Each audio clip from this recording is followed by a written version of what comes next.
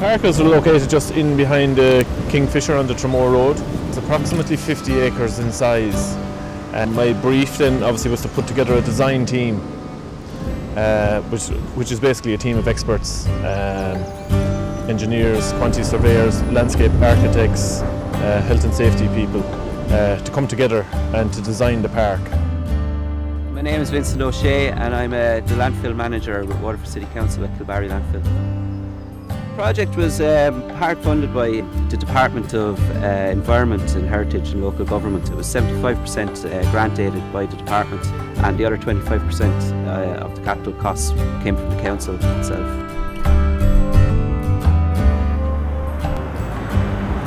My name is Keith Ham. I'm the resident engineer on the contract to convert the landfill site into a public park. Basically my role is the supervision of the works as they happen on site, dealing with the contractors, various different subcontractors and the main contractor to oversee the works and see that everything has been carried out correctly and to the spec and design that we've specified and asked for.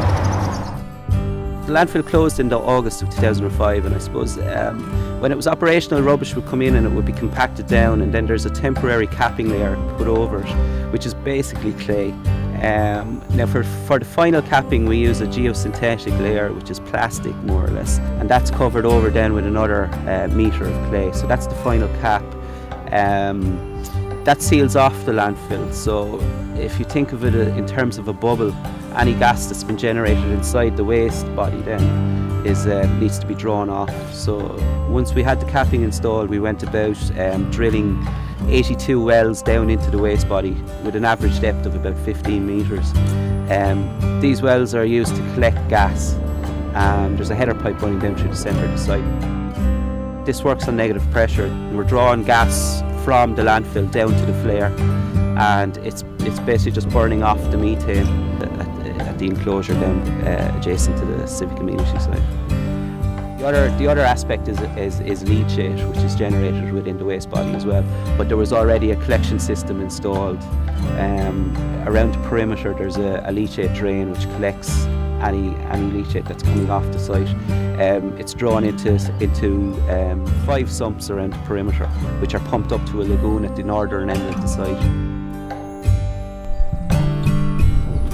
There's 4 or 5 different types of habitat, you know, to encourage different species, different types of wildlife, different types of insects, and also we have a couple of different kind of wetland areas where obviously wetland species can grow, a couple of different types of grassland as well. It provides educational benefits. People can look out across the natural environment right adjacent to it and see the Kilbarry Bog. It's a proposed natural heritage area, and obviously that lends a certain level of national importance to it.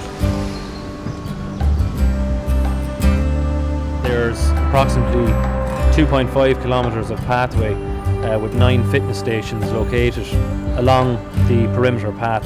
As part of your run or your walk, you can stop and use these fitness stations, which there are various different exercises that they can be used for. Once phase 4 of the flood alleviation scheme has been constructed, you will have a pathway from where we're located here in Waterside right out to the Tramore Road, which will connect into a footpath into the new nature park. So basically you could walk from Waterford City right out to the nature park. There's a pathway all the way out there. So I think once people see the finished article here, they'll be impressed, and I think success will follow then in terms of usage. Well, as a Waterford person, it's an amenity for the people of Waterford. It's right on the edge of the city. The park is a nature and leisure park. If you're into walking, cycling, jogging, fitness in general, it's a great location, a great amenity there for people to use, and visitors to Waterford too.